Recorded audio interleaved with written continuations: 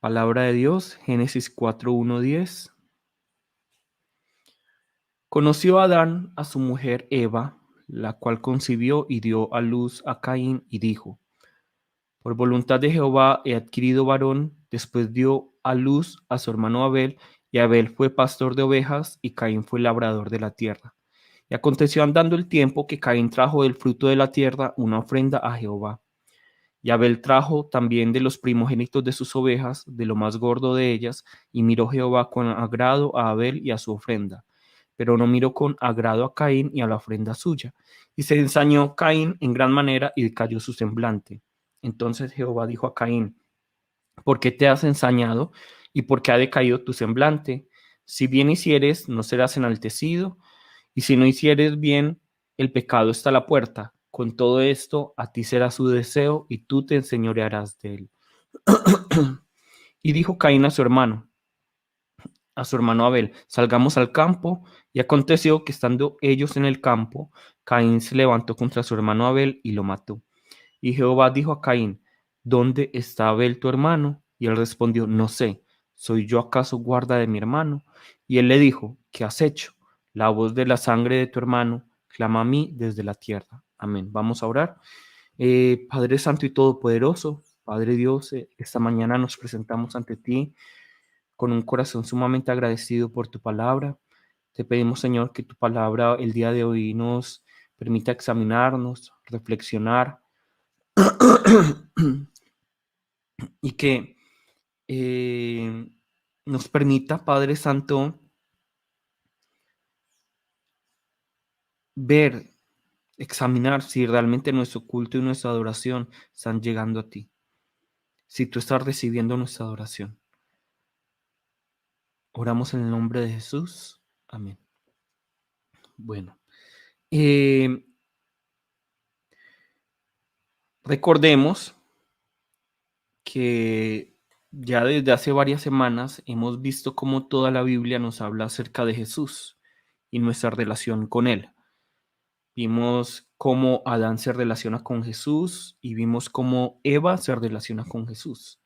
Y al mismo tiempo vimos, perdón, vimos nuestra relación con Adán y Eva como cuerpo de Cristo, ¿cierto? Nosotros somos el cuerpo de Cristo, y si la Biblia nos habla acerca de Cristo, si Adán y Eva nos hablan acerca de Cristo, entonces también hablan acerca de nosotros, porque nosotros somos ese cuerpo de Cristo.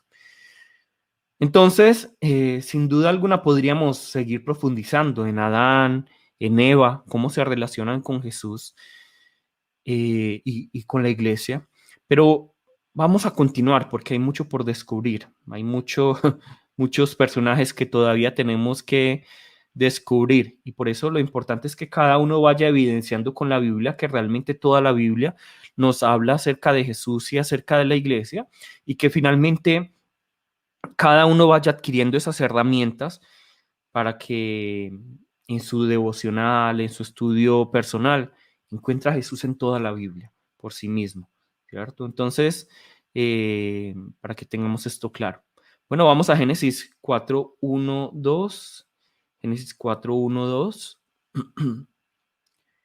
Y nos dice aquí que conoció Adán a su mujer Eva, es decir, tuvieron relaciones. Y nos dice aquí: la cual concibió y dio a luz a Caín y dijo: por voluntad de Jehová he adquirido varón. Después dio a luz a su hermano Abel, y Abel fue pastor de ovejas y Caín fue labrador de la tierra.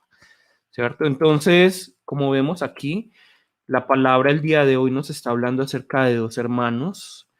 Nos está presentando a dos hermanos, a los dos primeros hijos de Adán y Eva. Al menos eso es lo que podemos entender, que son Caín y Abel. Como lo evidenciamos aquí en Génesis 4:1-2, Caín es el primogénito, es el primer hijo, y era como su padre agricultor, labraba la tierra. Por otra parte, Abel realizó un trabajo contrario no contrario, diferente a Adán, y fue pastor de ovejas, siendo el segundo hijo. Pero lo que nos llama la atención el día de hoy realmente no es esto, ¿cierto? Aunque podríamos concentrarnos en esto si quisiéramos también. Pero hoy la palabra nos dice esto y para ello vamos a leer Génesis 4, 3 al 5. Aconteció, andando el tiempo, que Caín trajo del fruto de la tierra una ofrenda a Jehová. Y Abel trajo también de los primogénitos de sus ovejas, de lo más gordo de ellas. Y miró Jehová con agrado a Abel y a su ofrenda, pero no miró con agrado a Caín y a la ofrenda suya. Y se ensañó Caín en gran manera y decayó su semblante. ¿Cierto? Entonces, como vemos aquí, eh, tanto Caín como Abel trajeron una ofrenda a Dios. Se presentaron a Dios en adoración. Caín trajo el fruto de la tierra, mientras que Abel trajo los primogénitos de sus ovejas, nos dice aquí. Caín trajo, digamos, por así decirlo, para que nos quede claro, vegetales, mientras que Abel nos trajo estas ovejas. Sin embargo, vemos aquí en este pasaje algo muy interesante, algo que nos llama la atención y es que Dios mira con agrado la ofrenda de Abel, pero no mira con agrado la ofrenda de Caín. Y aquí es donde nos tenemos que preguntar, y seguramente ya muchos lo saben, ¿por qué será esto? ¿Por qué será que Dios prefiere, o más bien se agrada de la ofrenda de Abel, pero no la de Caín? Algunos dicen que es porque Caín trajo, digamos, lo que le sobraba, mientras que Abel trajo lo mejor. O también que dicen otras personas que Dios prefiere el sacrificio animal que el sacrificio vegetal. Sin embargo, estas dos opciones son suposiciones. Además que la Biblia nos muestra algunas cositas diferentes a esto. Entonces, vemos, por ejemplo, que Génesis nunca nos especifica que Caín trajo de mala gana o lo que le sobraba, mientras que Abel dio lo mejor. Y vemos, por otra parte, que la ley de Dios también recibe granos, ¿cierto? Que por la ley de Dios la gente también puede traer granos como ofrenda ante Dios. Es una parte importante. Entonces no es que Dios sea un carnívoro y que no le gusten los vegetales ni los granos. Entonces, miremos que estos son suposiciones de la gente. Entonces, vamos a ver acá.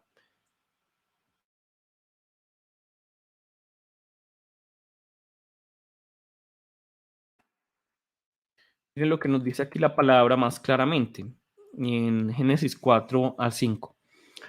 Nos dice en la última parte, aquí en el versículo 4, y miró Jehová con agrado a Abel y a su ofrenda, pero no miró con agrado a Caín y a la ofrenda suya. Entonces esto ya nos da luz acerca de qué realmente es lo que agradó o desagradó a Dios, ¿cierto? Entonces vemos que Dios mira con agrado a Abel y a su ofrenda, pero no mira con agrado a Caín y a su ofrenda. Entonces lo que vemos aquí es que la persona y la adoración, la persona y la alabanza, la persona y el culto, la persona y la ofrenda van en conjunto, no van separadas, siempre van en conjunto. La persona y la ofrenda, la persona y el culto, la persona y la adoración, la persona y la alabanza, siempre van juntos. Entonces vemos que Dios no es un Dios que le dé más importancia a recibir algo antes que la persona. De pronto para nosotros es muy importante, es más importante que alguien nos dé algo que la persona que nos da eso, pero para Dios no es así. Dios no es un Dios que le da más importancia a la adoración, a la alabanza, a la glorificación, al culto, a la ofrenda, antes que el hombre, antes que la persona. Aquí la palabra nos dice que Dios vio primero a Abel y a Caín y luego vio su ofrenda. Por eso es que la palabra aquí los menciona primero, antes que la ofrenda. Perdón.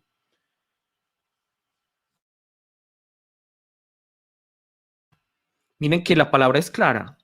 Dios ve a Abel y a su ofrenda, a Caín y a su ofrenda. No dice solo Dios vio la ofrenda de Abel, Dios vio la ofrenda de Caín. No, Dios ve primero a Caín, Dios ve primero a Abel y luego ve su ofrenda. Entonces, esto es lo que nosotros debemos entender, que lo mismo ocurre con nosotros.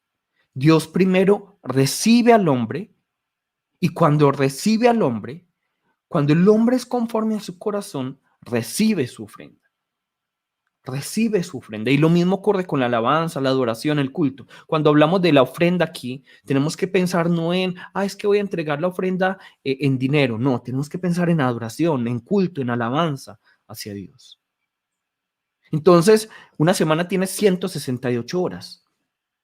Y yo les pregunto, ¿será que Dios se conforma con que nosotros vengamos una vez a la semana para ofrendar, para alabar, para adorar y rendir culto supuestamente, mientras que 167 horas de la semana nosotros la vivimos para nosotros mismos? ¿Será que eso es lo que le agrada realmente a Dios?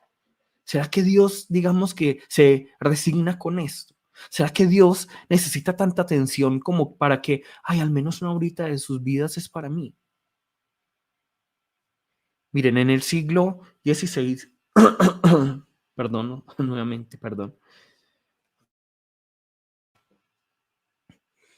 En el siglo XVI comienza en Alemania un movimiento muy importante llamado la Reforma Protestante. Y es en este movimiento donde, digamos que la Iglesia Protestante, que seríamos nosotros, y la Iglesia Católica se separan, hay un cisma. Y en este movimiento nace un personaje muy importante, que es Martín Lutero, y que lleva a Martín Lutero a ser parte de este movimiento, a ser uno de los fundadores de este movimiento. Seguramente muchas cosas, pero la historia nos cuenta que sin duda uno de los motivos más importantes fueron las indulgencias. ¿Qué son las indulgencias o qué eran las indulgencias? Cuando nosotros vemos el catolicismo, la teología católica, vemos que para el catolicismo, así como para nosotros, todo pecado tiene su castigo. Sin embargo, vamos a ver que los pecados pueden ser perdonados por los sacerdotes, según los católicos, ¿cierto? Que los sacerdotes son los que tienen alguna autoridad como para perdonar. Un momento, perdón.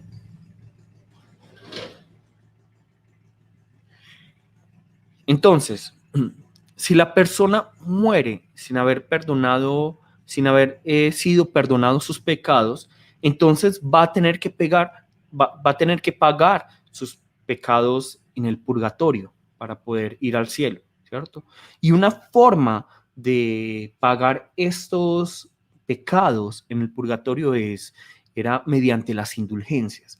Entonces, ¿qué es lo que ocurría? Entonces, la familia de aquella persona que había fallecido compraban indulgencias para que esta persona que estaba supuestamente en el purgatorio tuviera que pagar menos penas y pudiera ir al cielo.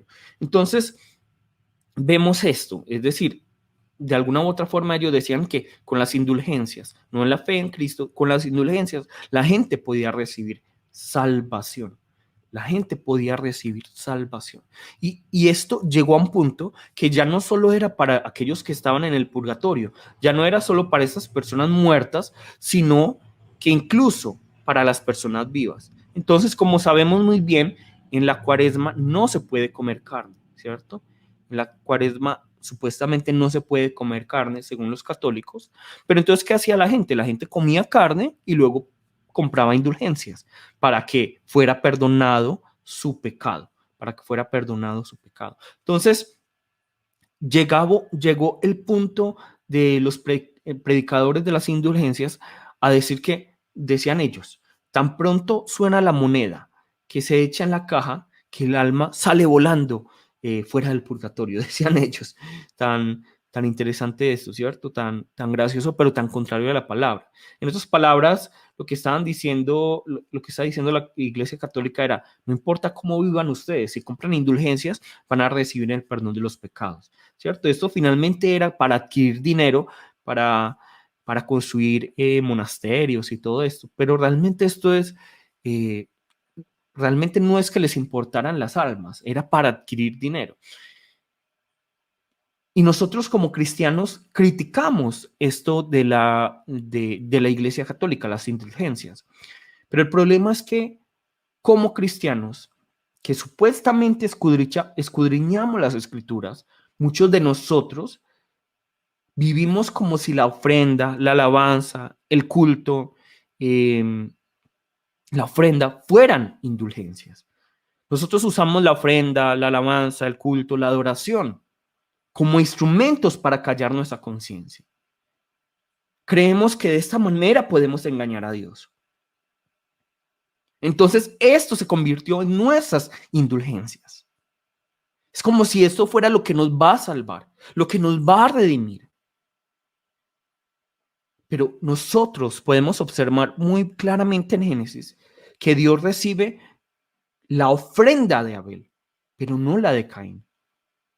Eso quiere decir que hay ofrendas, hay alabanzas, hay adoraciones, hay cultos que Dios no recibe, pero también que hay ofrendas, alabanzas, adoraciones y cultos que Dios recibe.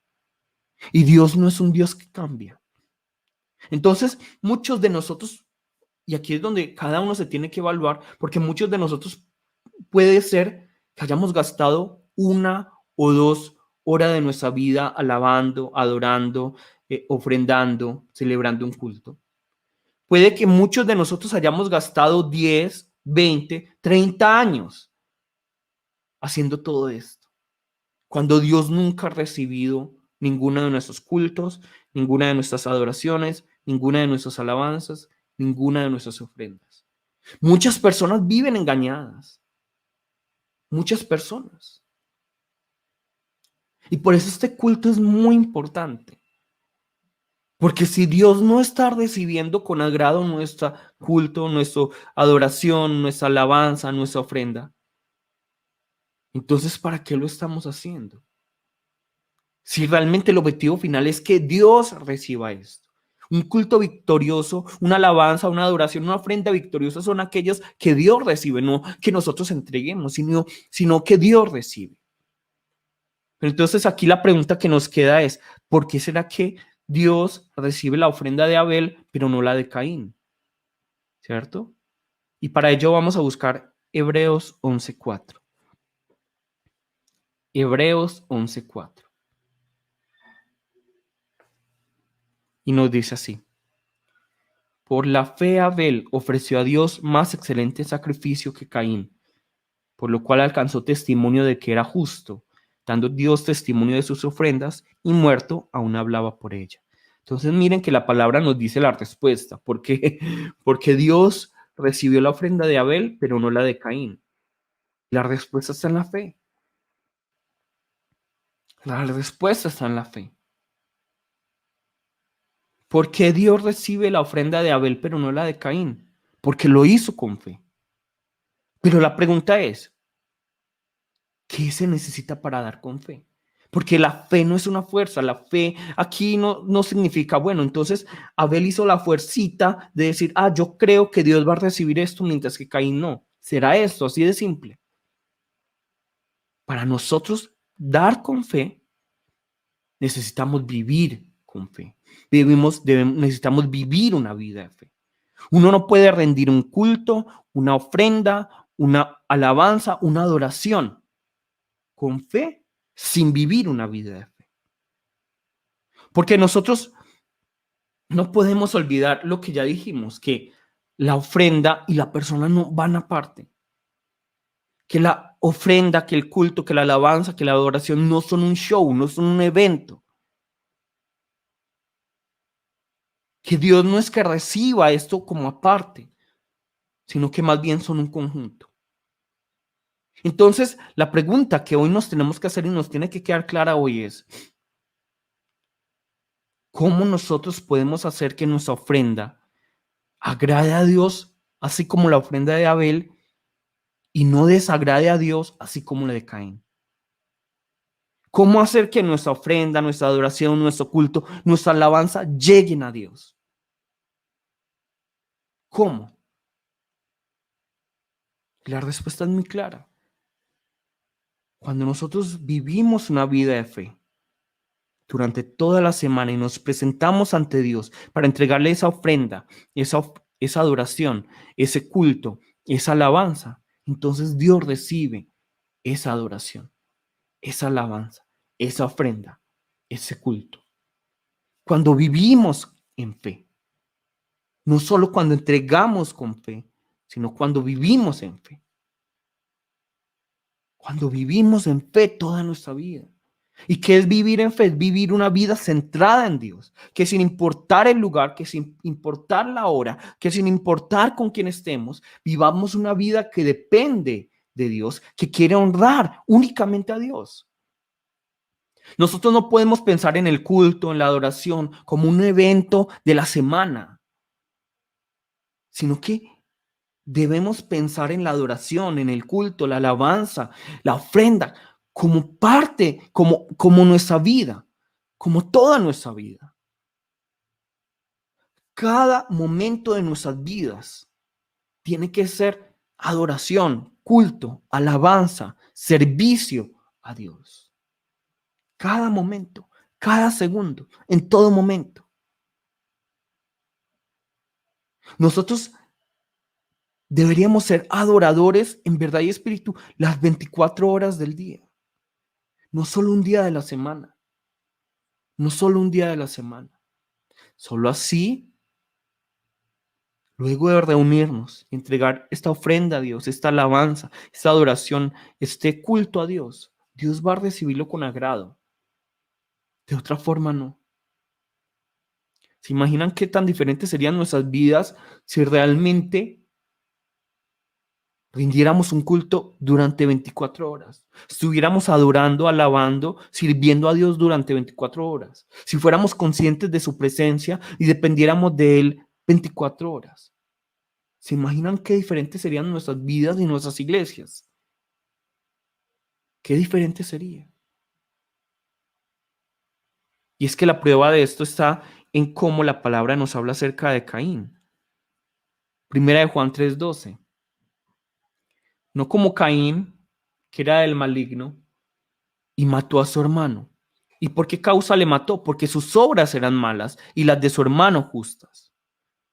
Aquí nos dice que Caín tenía obras malas, pero no significa que Caín se hizo malo luego de matar a su hermano, sino que mató a su hermano porque sus obras eran malas. Es decir, que antes de matar a su hermano, sus obras ya eran malas.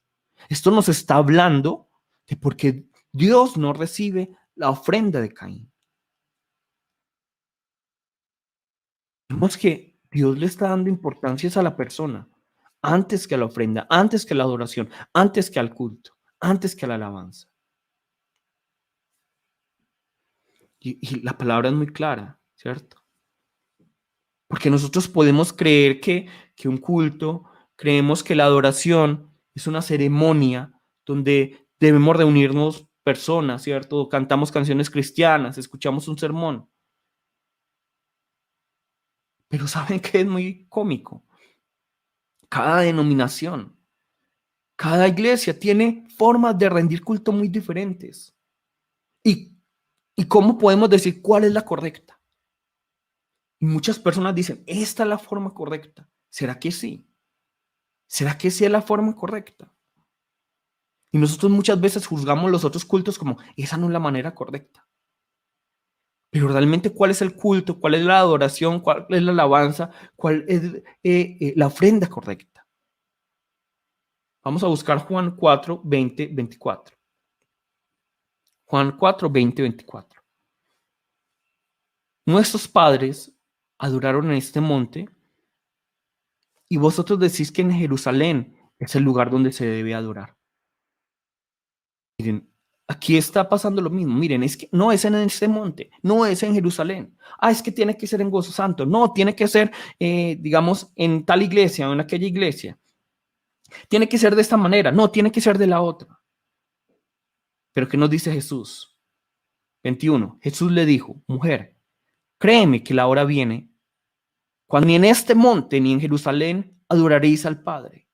Vosotros adoraréis, vosotros adoráis lo que no sabéis. Nosotros adoramos lo que sabemos, porque la salvación viene de los judíos. Mas la hora viene, y ahora es, y ahora ya, cuando los verdaderos adoradores adorarán al Padre en espíritu y en verdad, porque también el Padre tales adoradores busca que le adoren. Dios es espíritu y los que le adoran en espíritu y en verdad es necesario que adoren. Entonces miren lo que nos está diciendo Jesús. No es un lugar en específico, no es un momento en específico, sino que la adoración que Dios anhela es la adoración en espíritu y en verdad. En espíritu y en verdad. ¿Y qué significa en espíritu y en verdad? Centradas en Cristo, centradas en Dios. Una vida que está 24 horas centrada, dependiendo de Dios, dependiendo de la verdad, dependiendo del Espíritu Santo. Este es el culto que Dios recibe. Este es el culto que Dios, del cual Dios agrada. Miren, nosotros durante toda la semana vivimos a nuestra manera y estamos viviendo mucho para el mundo. Mientras organizaba las cosas para trasladarnos, votando lo que se debía votar, regalando lo que se debía regalar, veía como la iglesia tiene en este momento muchas cosas que nos sobran, que hemos acumulado.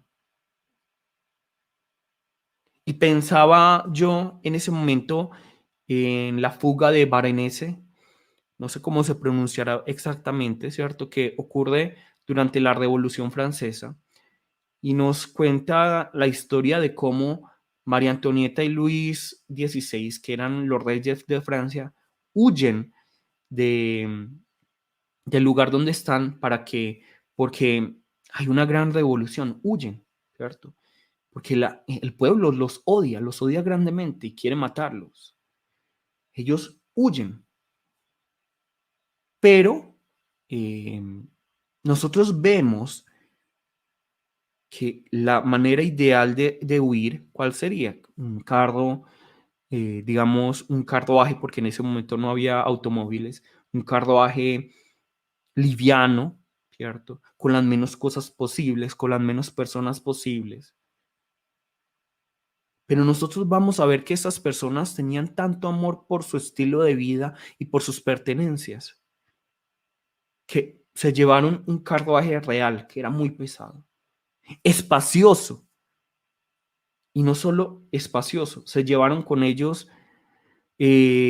camareras, al peluquero de la reina, ayudantes, se llevaron baúles con ropa, vajilla, botellas de vino, lujos.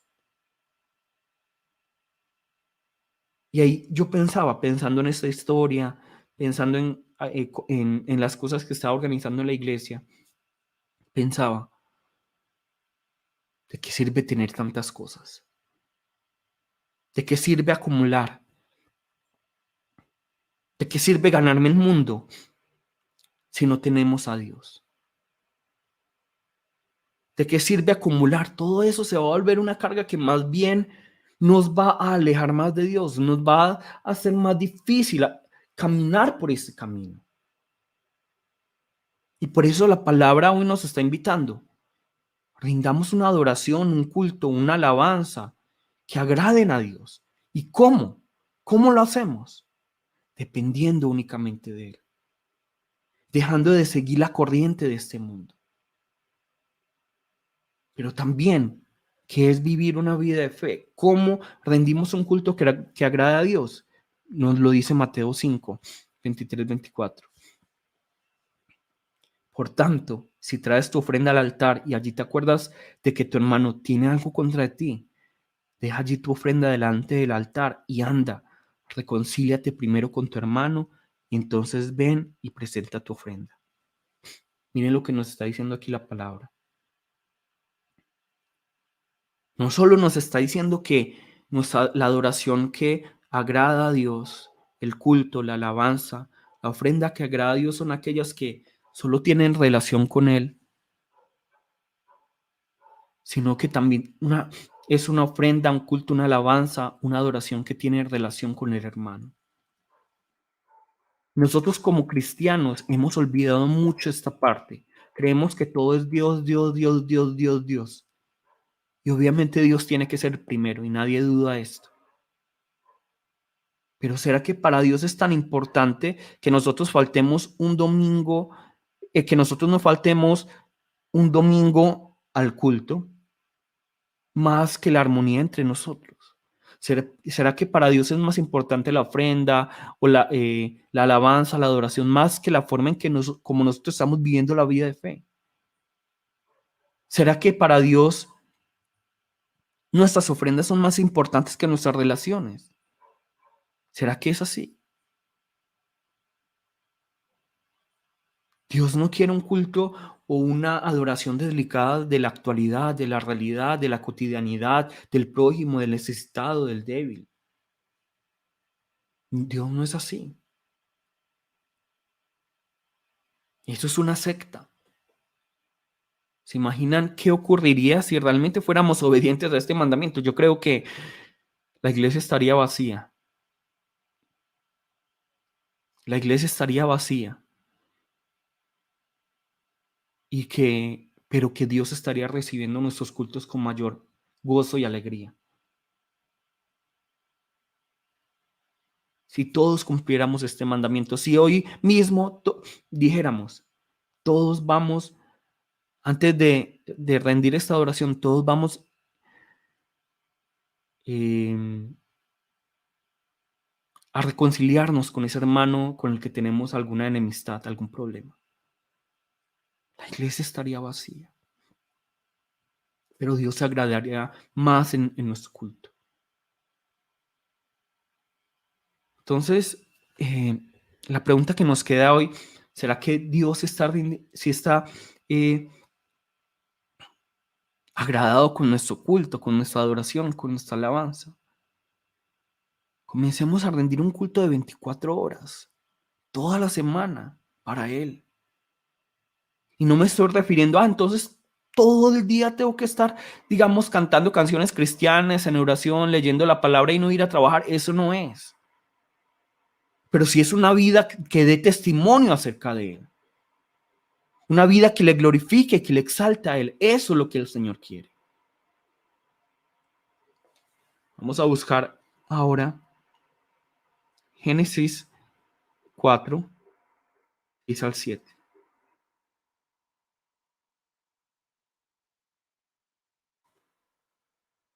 Génesis 4, 6, 7 nos dice. Entonces Jehová dijo a Caín, ¿por qué te has ensañado? ¿Y por qué ha decaído tu semblante? Si bien hicieres, no serás enaltecido. Y si no hicieres bien, el pecado está a la puerta. Con todo esto, a ti será su deseo, y tú te enseñorearás de él. Miren, Dios le da la oportunidad a Caín. Mira, arrepiéntete. Arrepiéntete. Miren, es que es muy hermoso. Dios siempre ha sido el primero que busca al pecador. El pecador no es el que busca a Dios. Dios busca al pecador. Y le dice, arrepiéntete. Aquí Dios le está dando la invitación a Caín que se arrepienta. Porque estás mal. Porque estás bravo. Porque estás triste. Arrepiéntete. No dejes que el pecado te domine. Más bien domina tú el pecado. Haz el bien. Depende de mí. Ten una relación íntima conmigo. Conóceme. Vive una vida que me agrade. Conviértete en un sacrificio vivo. Ten una buena relación con tu hermano. Ama a tu hermano. Sirve a tu hermano. Perdona a tu hermano. Esto es lo que Dios le está diciendo a Caín en este momento. No dejes que el pecado te domine. Y es lo que hoy nos está diciendo. Si, nos está diciendo a cada uno. Si queremos rendir un culto que agrada a Dios, no dejemos que caiga nuestro semblante. No dejemos que nuestro corazón se llene de ira. Más bien, dominemos nosotros ese pecado. No nos dejemos dominar por el mundo. Nos está diciendo hoy la palabra. Continuemos con lo que nos dice hoy la palabra. Génesis 4, 8, 10. Y dijo Caín a su hermano Abel, salgamos al campo. Y aconteció que estando ellos en el campo, Caín se levantó contra su hermano Abel y lo mató. Y Jehová dijo a Caín, ¿dónde está Abel tu hermano? Y él respondió, no sé. ¿Soy yo acaso guarda de mi hermano? Y él le dijo, ¿qué has hecho? La voz de la sangre de tu hermano clama a mí desde la tierra. Entonces, como vemos aquí, finalmente Caín se dejó llevar por el pecado.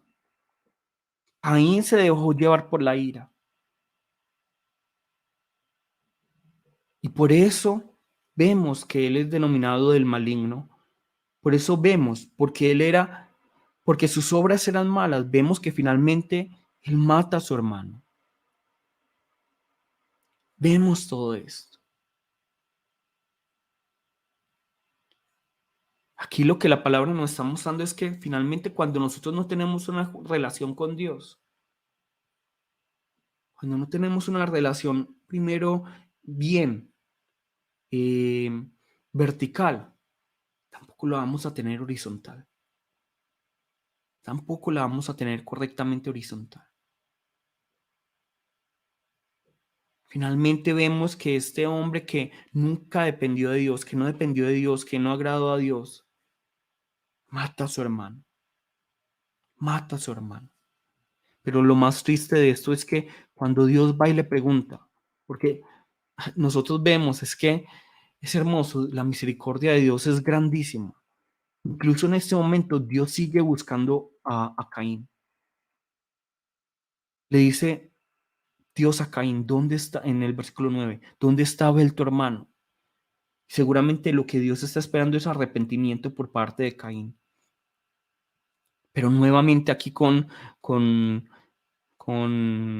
digamos, con arrogancia. Caín dice, ¿soy yo acaso guarda de mi hermano? No sé.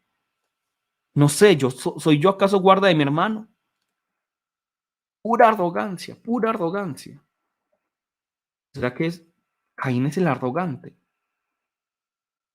¿Será que Caín es el arrogante? Y miren que esto se está repitiendo por el pecado que mora en nosotros. Cuando Adán pecó, Dios le pide cuentas a Adán. ¿Y qué dice Adán? La mujer que me diste.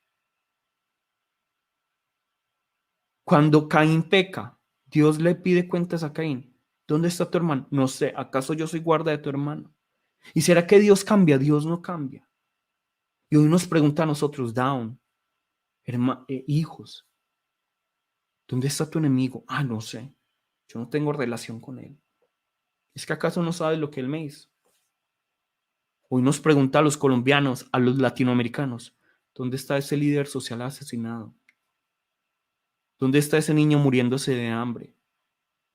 ¿Dónde está esa viuda?